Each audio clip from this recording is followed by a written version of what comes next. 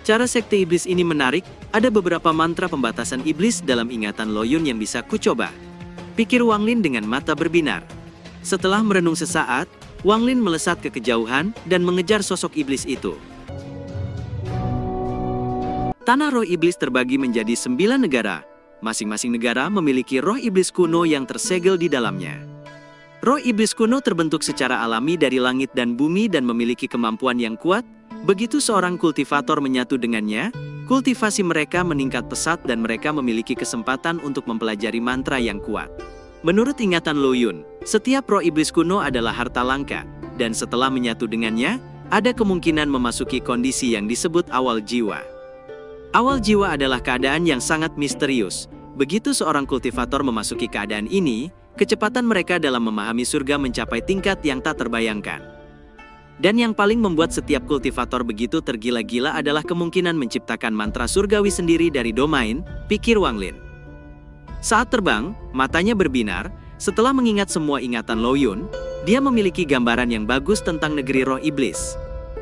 Akan sangat sulit untuk mendapatkan roh iblis kuno. Menurut ingatan Lo Yun, hanya sedikit kultivator yang berhasil mendapatkan roh iblis kuno. Setiap negeri hanya memiliki satu roh iblis kuno. Roh iblis kuno itu tidak dikendalikan oleh siapapun, dan mereka adalah simbol negara masing-masing. Roh-roh itu berevolusi sekali setiap 100.000 tahun, dan jika satu roh bergabung dengan roh lain sebelum roh tersebut dapat berevolusi, akan butuh waktu 1.000.000 tahun untuk membentuk roh baru. Tingkatan roh iblis kuno di setiap negara juga berbeda. Seperti roh iblis kuno negeri iblis langit baru saja lahir 100.000 tahun yang lalu memiliki tingkatan terendah. Iblis kuno di negeri 9 kepunahan tidak pernah bergabung sejak ia lahir, jadi kekuatannya telah mencapai tingkat yang tak terbayangkan. Hanya para kultivator yang telah membunuh banyak orang yang memiliki kesempatan untuk menjadi pemiliknya. Roh-roh iblis kuno sangat misterius, tidak peduli berapa banyak prestasi yang diraih orang-orang yang lahir di negeri ini, mereka hanya bisa berdoa pada roh iblis kuno, tapi tidak pernah menyatu dengan mereka. Hanya orang asing yang memiliki hak untuk menyatu dengan mereka, tidak ada seorang pun tahu alasannya. Energi spiritual iblis adalah kunci untuk menyatu dengan roh.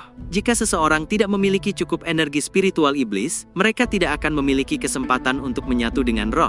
Akibatnya, hal ini menciptakan pertumpahan darah yang terjadi setiap 5.000 tahun ketika orang asing datang. Orang asing harus membunuh, karena dengan membunuh, mereka dapat menyerap semua energi spiritual iblis yang telah dikumpulkan orang lain. Wang Lin nampak merenung saat ia dengan cepat terbang ke tempat jiwa-jiwa utama berada. Alasan mengapa Lo Yun mengetahui semua ini adalah karena puluhan ribu tahun yang lalu, seorang anggota sektenya datang.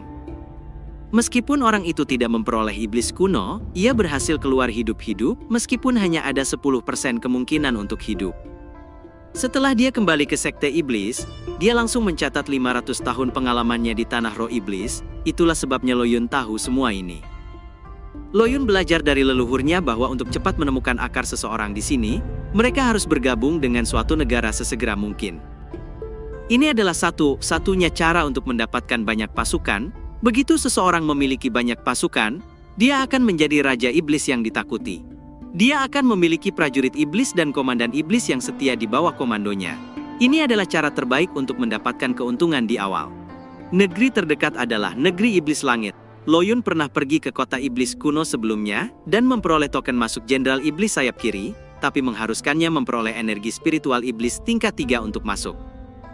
Tempat ini menggunakan tingkatan untuk mengukur energi spiritual iblis. 3 tingkatan energi spiritual iblis sama dengan jumlah energi spiritual yang dibutuhkan oleh seorang kultivator pendirian pondasi. Mata Wang Lin berbinar saat dia melambaikan tangannya, dan sebuah kristal muncul di telapak tangannya. Ini adalah kristal iblis dari Dantian Lo Yun.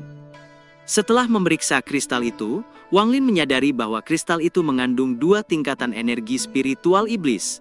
Tidak heran Lo Yun ini ingin membunuhku. Kristal iblis yang aku serap di dalam lembah memiliki 1 tingkatan. Dengan menambahkan 2 tingkatan di sini, itu akan menjadi 3 tingkatan. Pikir Wang Lin mencibir sambil bergerak sangat cepat. Indra spiritualnya bisa merasakan jiwa-jiwa utama tidak jauh darinya. Tubuhnya berubah menjadi gumpalan kabut hijau yang melesat dengan cepat. Namun, saat terbang ia tiba-tiba teringat sesuatu dan berhenti. Dalam ingatan Lo Yun, ketika menyatu dengan roh iblis kuno, ada kemungkinan untuk memasuki kondisi awal jiwa. Awal jiwa? Gumam Wang Lin terkejut. Alam Ji? Mungkinkah itu alam Ji? Gumam Wang Lin dengan mata menjadi lebih cerah. Dulu, Wang Lin pernah melakukan pencarian gila-gilaan untuk mendapatkan informasi tentang alam Ji. Hasil terbesar diperoleh dari sebuah gua yang berada jauh di bawah dataran di Laut Setan. Ada banyak koleksi buku kuno di sana, dan di sanalah ia memperoleh catatan terperinci tentang alam Ji. Ketika dia mencari informasi tentang alam Ji, dia juga menemukan informasi tentang dua alam lainnya yang sama kuatnya, alam Dao dan alam Shi. Pikir Wang Lin mengerutkan keningnya. Jika alam Ji adalah kematian, maka alam Shi adalah kehidupan. Jika aku dapat menggabungkan ranah alam Ji dan alam Shi, apakah itu akan melengkapi domainku? Pikir Wang Lin. Sosok Wang Lin bergerak. Dengan satu langkah, dia menghilang dari tempatnya, dan sekejap muncul lebih dari 5.000 km jauhnya di langit. Ketika jiwa utama melihat Wang Lin muncul, mereka terbang ke arahnya dan mengelilinginya. Indra spiritual Wang Lin menyebar dan tertuju pada retakan hitam besar di tanah. Tatapan Wang Lin menjadi dingin, dia melambaikan tangannya dan dua kabut hitam muncul dan mulai bergerak di antara jarinya, lalu menjentikan jarinya, dan dua kabut hitam di jarinya melesat keluar menuju retakan di tanah. Roh iblis bersembunyi di dalam retakan ini, karena tidak menyatu dengan tubuh Lo Yun, roh iblis nampak menjadi lemah. Namun kelemahan semacam ini hanya sementara. Jika bisa bertahan selama 7 hari, ia tidak lagi membutuhkan darah esensi dari tuannya. Jika bisa bertahan selama 49 hari, ia akan sepenuhnya mendapatkan kembali kebebasannya dan kembali ke bentuk tak berwujud. Setelah itu, ia bebas pergi kemanapun di dunia yang luas ini. Saat dua kabut hitam menyerang, roh iblis tiba-tiba menampakkan diri dan melompat ke salah satu kabut hitam. Namun, saat ia melompat, kabut hitam itu tiba-tiba runtuh menjadi bintik-bintik cahaya. Iblis itu terkejut dan ingin mundur, tapi sudah terlambat. Bintik-bintik cahaya hitam dengan cepat berkumpul dan mengelilingi roh iblis dan memasuki tubuhnya. Dalam sekejap, roh iblis itu diselimuti kabut hitam. Iblis itu mengeluarkan raungan marah dan segera mundur, namun kabut hitam kembali mengejarnya dan menjebaknya. Wang Lin berdiri di luar celah saat melihat itu. Dia mengulurkan tangannya dan berkata, "Kumpulkan." Saat suara Wang Lin terdengar, iblis itu meraung marah. Dia segera menerobos kabut hitam dan melesat keluar dari celah dan menerkam ke arah Wang Lin. Wang Lin segera mundur sambil mengeluarkan cambuk jiwa dan mengayunkan cambuk itu, menyebabkan iblis itu menjerit kesakitan. Iblis itu menjadi semakin ganas karena rasa sakitnya dan menyerang Wang Lin, namun dua kabut hitam bergerak melalui tubuhnya seperti jarum dan terus menyerap sejumlah besar energinya. Iblis itu tetap mengabaikan rasa sakitnya dan terus menyerang Wang Lin. Dimanapun iblis itu lewat, rumput menjadi layu. Tatapan Wang Lin menjadi dingin, dia berhenti bergerak mundur, dan mengayunkan serangkaian cambukan, membuat iblis itu mulai menjerit secara menyedihkan. Akhirnya, dia tidak dapat menahan rasa sakit lagi dan berbalik untuk melarikan diri. Melihat itu, Wang Lin dengan keras melemparkan cambuknya, menyebabkan cambuk itu melesat ke arah iblis. Merasakan itu, iblis hitam segera berbalik dan membuka mulutnya dan menyemburkan api hijau. Sejumlah besar api hijau muncul dan mengelilingi cambuk jiwa dalam lautan api hijau. Ia sangat membenci cambuk itu. Cambuk itu dapat mengakibatkan kerusakan yang parah di jiwanya. Karena itu ia memutuskan untuk menghancurkan cambuk jiwa yang aneh itu. Ekspresi Wang Lin berubah saat melihat api hijau itu. Api itu membakar jiwa. Dalam sekejap, dia merasakan sakit yang membakar di jiwa asalnya dan dengan cepat mundur. Namun tepat saat dia akan mundur, satu kilatan cahaya keemasan muncul dari cambuk, menyebabkan mata Wang Lin menyipit. Dengan satu kilatan cahaya keemasan, api hijau itu perlahan padam. Wajah iblis hitam menampakkan ekspresi terkejut seolah tidak percaya dengan apa yang baru saja dilihatnya. Ia meraung keras dan hendak melarikan diri, namun sudah terlambat. Kilatan cahaya keemasan itu tidak hanya menyebabkan api hijau padam, tapi juga membuat tubuh iblis itu menjadi lebih transparan. Wajahnya nampak ketakutan saat tubuhnya menghilang dengan cepat. Wang Lin dengan cepat melambaikan tangannya, dan cambuk jiwa itu terbang kembali ke tangannya. Wang Lin menatap cambuk itu sesaat. Cahaya keemasan dari cambuk itu sungguh aneh. Wang Lin kemudian melihat ke arah roh iblis menghilang dan mengeluarkan bendera jiwa. Dengan satu lambaian bendera jiwa, dia akhirnya menangkap roh iblis itu. Setelah menangkap roh iblis, Wang Lin dengan serius mengamati cambuk jiwa. Ada beberapa perubahan pada cambuk setelah dibakar oleh api hijau. Ada beberapa bagian kulit yang telah menggulung dan menjadi sangat kokoh. Wang Lin tiba-tiba merasakan firasat aneh. Setelah terbakar oleh api hijau, cambuk itu tampak seperti ular piton yang berganti kulit, hanya saja itu baru saja mulai dan belum mendekati akhir. Wang Lin menyimpan cambuknya, lalu melihat ke arah lembah di kejauhan dan melesat pergi. 3 hari kemudian, Wang Lin muncul di formasi lembah. Begitu Ouyang melihat Wang Lin muncul, dia menunjukkan ekspresi gembira.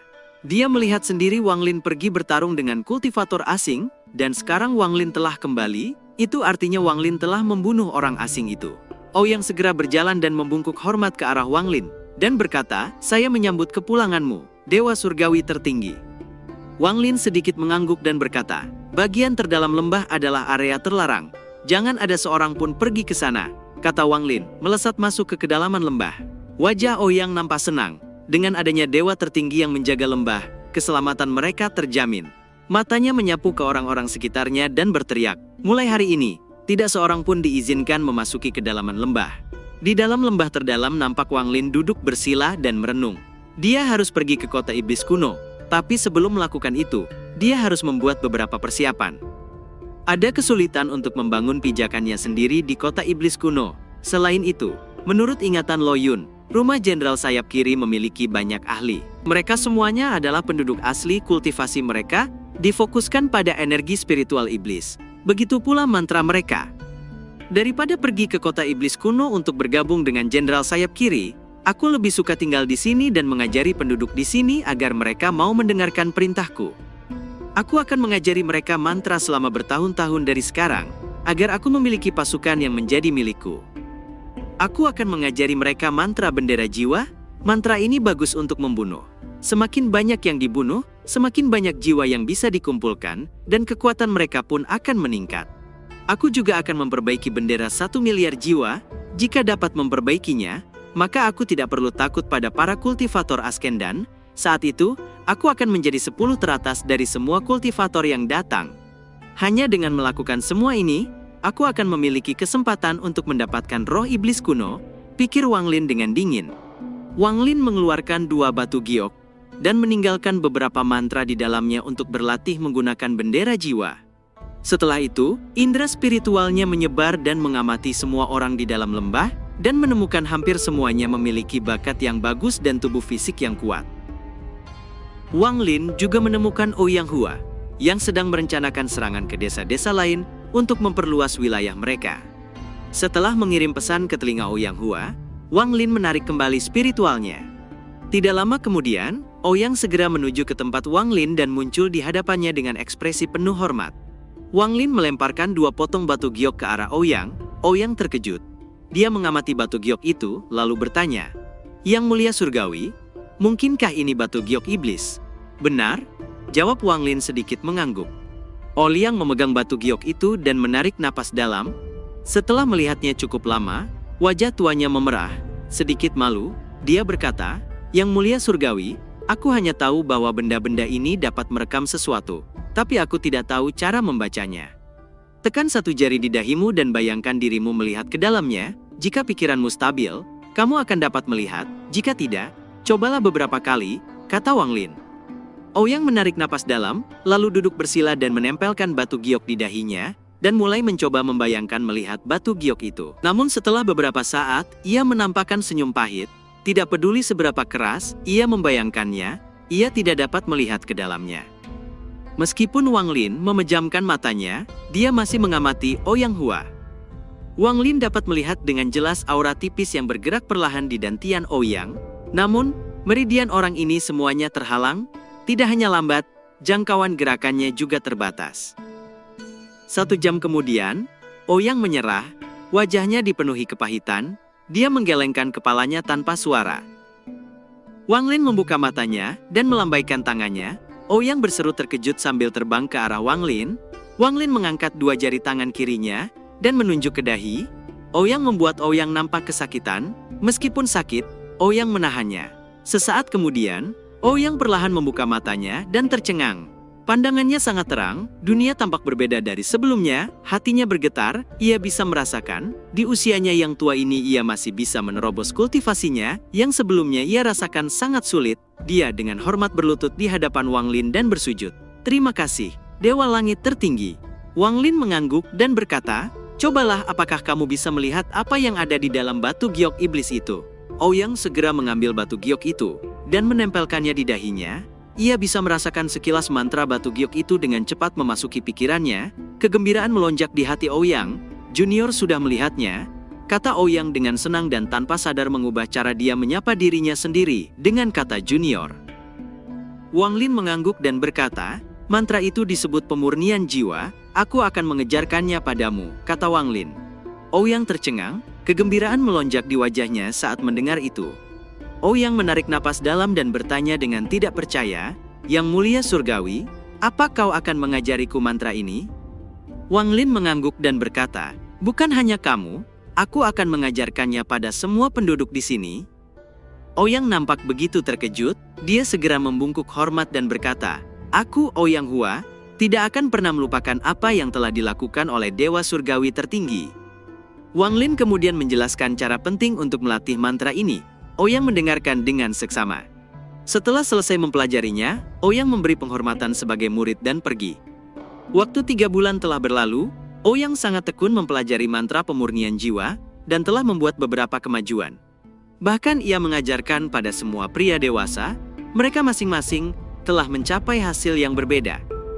Sementara itu, Wang Lin menghabiskan waktu 3 bulan berkultivasi untuk mempelajari kristal iblis. Dalam waktu 3 bulan, ia berhasil menggabungkan 2 kristal menjadi 1. Kristal iblis ini mengandung sejumlah besar energi spiritual iblis, dan di sekitarnya terdapat banyak benda menyerupai tentakel yang bergerak dengan cara aneh. "Kristal iblis tingkat 3, gumam Wang Lin dengan mata berbinar saat dia membuka mulutnya dan melahap kristal itu. Gelombang energi spiritual iblis keluar dari kristal itu dan menyebar ke seluruh tubuhnya. Setelah membiarkan energi spiritual iblis mengalir melalui tubuhnya selama seminggu, aura Wang Lin mulai berubah, tubuhnya mulai diselimuti oleh energi spiritual iblis, wajahnya menjadi lebih dingin, membuat hati siapapun bergetar hanya dengan menatap matanya. Wang Lin mengerutkan keningnya, "Tubuhku dipenuhi dengan energi spiritual iblis, tapi sayangnya jumlahnya tidak cukup, bahkan setelah menggunakan semuanya, aku hanya berada di tahap pembentukan fondasi iblis."